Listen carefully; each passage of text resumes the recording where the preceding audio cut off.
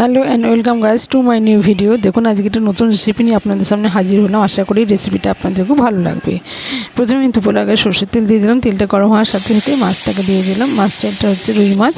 তা এটাকে আমি আগে থেকে ম্যারিনেট করেছিলাম লেবু, নুন, হলুদ আর একটু সাদা তেল দিয়ে। এবার মাছটাকে ভেজে হালকা এপিট এপিট জাস্ট করে তুলে নিলাম, ভাজবো না, নিয়ে একটু কাঁচা গন্ধটা কাটাবার জন্য নিয়ে এবার এই তেলেতেই আমি পেঁয়াজগুলোকে গ্রেট করে রেখেছিলাম। পেঁয়াজটা ভেজে নিলাম। ভেজে নিয়ে তারপর আমি একটা থালাতে এবার যে মশলাগুলো আছে সেই মশলাগুলো দিয়ে আগে ওটাকে মেখে নেবো। প্রথমে এটা দিলাম পোস্ত বাটা, লঙ্কা, পোস্ত আর লঙ্কা আর টমেটো ছিল, আর দেবো এতে টক দই দিয়ে তারপর আমি শুকনো মশলাগুলো দেবো। এর মধ্যে দিয়েছি নুন, হলুদ, মিষ্টি, তারপর হচ্ছে জিরে গুঁড়ো, তারপরে হচ্ছে একটু আদা আর লঙ্কার পেস্ট। এবার পেঁয়াজটা যে দেখলাম ভেজেছিলাম সেইটা দিয়ে দিলাম। এবার মেখে নেবো। মেখে নিয়ে মাছগুলোকে এবার এর মধ্যে দিয়ে মাখিয়ে নেবো। মশলাটাকে মাখিয়ে নিয়ে তারপর আমি কড়াতে দিয়ে দেবো। এতে আমি এখন আর তেল ব্যবহার করব না। তা এগুলো দিয়ে মাখিয়ে নেবো, নিয়ে আমি কড়াতে দিয়ে দেবো। তেল ব্যবহার করব না সেটা করব, এক পালা তেল শেষে ব্যবহার করব, এই মুহূর্তে নয়।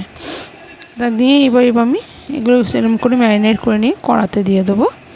দিয়ে এই যে থালায় যে মশলাগুলো লেগে থাকবে সেই মশলা ধোয়া জলটাকে আমি কড়াতে দিয়ে দেবো। কড়াতে দিয়ে জলটাকে দিয়ে দিলাম, একটু খানিকটা টক দই রেখেছিলাম সেটাকেও দিয়ে দেবো এতে। এবার দিয়ে সামান্য আর একটুখানি যে টক দই সমস্ত যেগুলো ছিল সেগুলো ধুয়ে যে একটু অল্প জল সেটাকে দিয়ে দিলাম। নিয়ে ফুটতে দিলাম 5 মিনিটের জন্য। তারপর নামাবার আগে তো আমি একটুখানি গরম মশলা দিয়ে দিলাম। নিয়ে আমার তৈরি হয়ে গেল রুই মাছের কোরমা। কেমন লাগলো রেসিপিটা? যদি ভালো লেগে থাকে আমার চ্যানেলটাকে সাবস্ক্রাইব করবেন, পাশে থাকবেন, লাইক কমেন্ট করে জানাতে ভুলবেন না। এই ছিল আমার রেসিপি। আর এটা দুর্দান্ত খেতে হয়। এটা পোলাও, ভাত, রুটি সবার সঙ্গেই খাওয়া চলে। দুর্দান্ত একটা রেসিপি, অন্য স্বাদের। আশা করি এটা আপনাদের কাছে খুব ভালো লাগবে। আর যদি ভালো লাগে তাহলে অবশ্যই লাইক কমেন্ট করতে ভুলবেন না। আর আমার এই নিত্য নতুন রেসিপি দেখতে গেলে আপনাদের তো চ্যানেলটাকে সাবস্ক্রাইব করতেই হবে।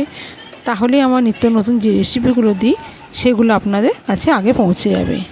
দেখুন কত সুন্দর হয়েছে। কেমন লাগলো আপনাদের? আশা করি খুব ভালো লেগেছে।